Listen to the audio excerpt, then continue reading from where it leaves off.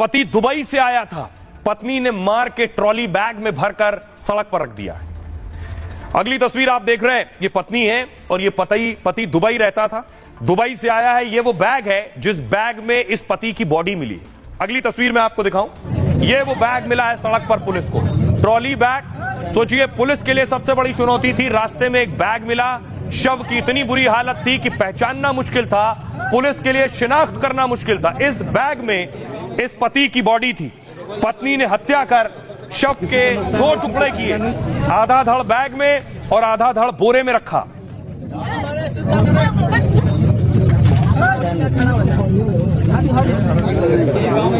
उसके बाद पुलिस कैसे आरोपी के परिवार तक पहुंची और आरोपी तक पहुंची आपको दिखाऊंगा, लेकिन देखिए पत्नी को गिरफ्तार कर लिया पुलिस। पति इनका दुबई में नौकरी करता था, वापस आया तो पत्नी ने हत्या करके ट्रॉली बैग में डाल दिया शव।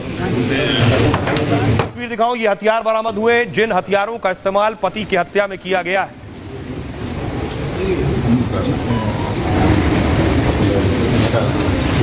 अब आपको बताऊं किस लिए हत्या की, किस बेरहमी से हत्या की, कैसे ट्रॉली बैग में रखा और पुलिस कैसे पहुंची, पुलिस ने पहचाना कैसे कि किसका शव है ये।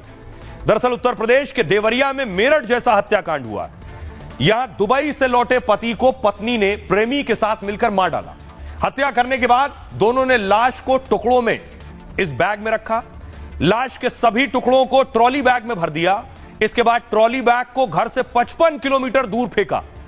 रविवार को सुबह एक किसान ने बैग को देखा, खेत में पड़ा है। इसके बाद उसने स्थानीय पुलिस को जानकारी दी। पुलिस पहुंची, पुलिस ने ट्रॉली बैग खोला तो 2 टुकड़ों में लाश मिली।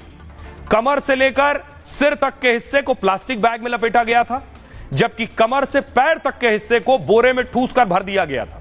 सिर के ऊपर धारदार हथियार से हमले के निशान मिले हैं। पुलिस ने पूरा बैग चेक किया, लेकिन कोई शिनाख्त नहीं हो पाई किसकी बॉडी है, कहां से आई है।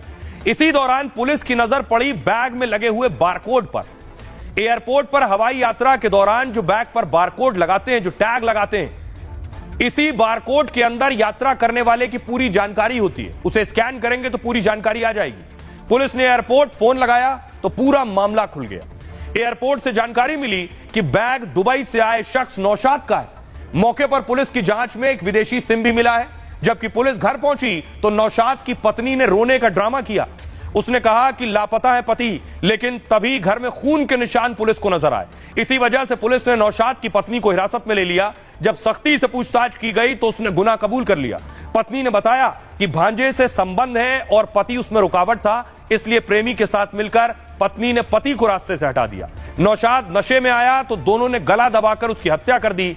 कोई शव न पहचान सके, इसलिए नुकीले हथियार से पति का चेहरा भी गोद दिया। जब सूटकेस में शव नहीं आया तो 2 टुकड़ों में उसके शव को किया गया। फिलहाल पुलिस इस मामले की जांच कर रही है। पति के घर वालों का कहना यह है कि वो 10 दिन पहले दुबई से आया है। नौशाद और रजिया की 6 साल की बेटी भी है। आइए आपको सुनवाता हूं, सुनिए देवरिया के एसपी क्या कह रहे हैं। मृतक है, उसका भांजा से थोड़ी इनकी नज़दीकियाँ थी और जो मृतक है वो इसको पसंद नहीं करता था, तो इस सिलसिले में दोनों में थोड़ा अनबन रहती थी। और मृतक अभी कुछ 12-13 दिन पहले यहाँ आया था, दुबई में वो काम करता है और वो जाने वाला ही था। मनमुटाव के कारण इन्होंने प्लान किया है और ये प्री मेडिटेटेड मर्डर है। इनकी हत्या में ये खुद भी शामिल रही हैं और साथ में इनके पति का एक भांजा है रोमान और उसका मित्र हिमांशु, ये 3 लोग इस हत्या में शामिल रहे हैं। हत्या में जो घर के उपलब्ध जो 2-3 वेपन हैं, इसमें आला कत्ल में कुल्हाड़ी है, एक मूसल है और स्टील का चापड़ है। ये सब मेनली यूज किए गए थे। इन सबको properly as per evidence act बरामद कर लिया गया है। और आइए आज की एक और बड़ी खबर है। बड़ी खबर वक्फ को लेकर लंबे वक्त से घमासान मचा है, लेकिन पीएम मोदी की तैयारी है, अब यूसीसी की बारी है। दरअसल ये जो प्रोटेस्ट अब तक हो रहा है देश में, ये वक्फ को लेकर हो रहा है। वक्फ पर बवाल, हंगामा, प्रदर्शन अलग अलग शहरों में, अलग अलग राज्यों में हो रहा है। लेकिन अब अगली तस्वीर देखिए जरा, क्या तैयारी है। बीजेपी की तैयारी है यूसीसी लाने की। और ये कैसे पता चला? जब बीजेपी ने बाकायदा इसके लिए उनके ट्विटर हैंडल से एक ट्वीट हुआ कि अब यूसीसी आने वाला है, यानी समान नागरिक संहिता। बीजेपी अब यूनिफॉर्म सिविल कोड की तरफ बढ़ रही है वक्फ के बाद। यह है वो ट्वीट जो बीजेपी ने ट्विटर हैंडल से किया है पीएम मोदी को लेकर कि मोदी जो ठान लेते हैं वो करते हैं। राहुल गांधी जी ने कहा कि हम चुप बैठेंगे जब भी हमें मौका मिले सरकार को